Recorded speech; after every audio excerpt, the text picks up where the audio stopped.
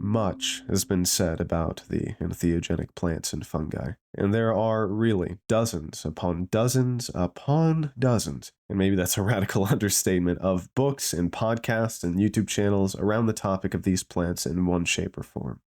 However, over the many years I've been reading, watching, and listening, scouring the web for sources of information and media on this incredibly important topic, I found one angle on the topic quite lacking in coverage.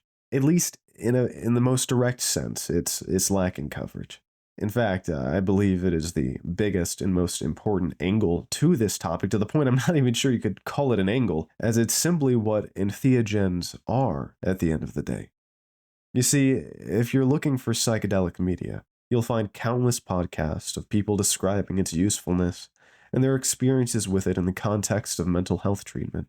You'll find videos of jocular bros talking about how wild and crazy and weird the experience with it was, giggling about it like it's some joke, which is, quite frankly, always a bit nauseating to see.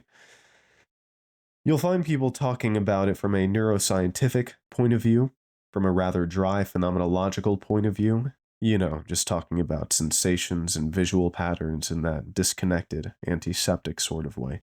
A modern historical point of view, perhaps an ethnographical point of view. Tips and suggestions for those looking to embark on an experience. But in all of my research into this topic, the one perspective that is most lacking in representation, and the topic that incurs by far the most ridicule, degradation, and insults when it is the topic of entheogenic plants and fungi in their original relational context with humans. That is to say, the spiritual slash religious context. And I'm talking in a direct way.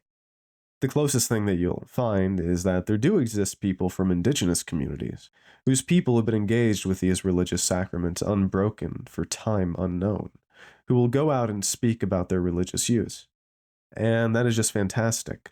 But particularly in the culture of the last decade or so, although it's definitely been the case longer than that, the native people's efforts to talk about and share the religious and spiritual beauty of their sacraments to the world has largely seen a rather ironic reaction.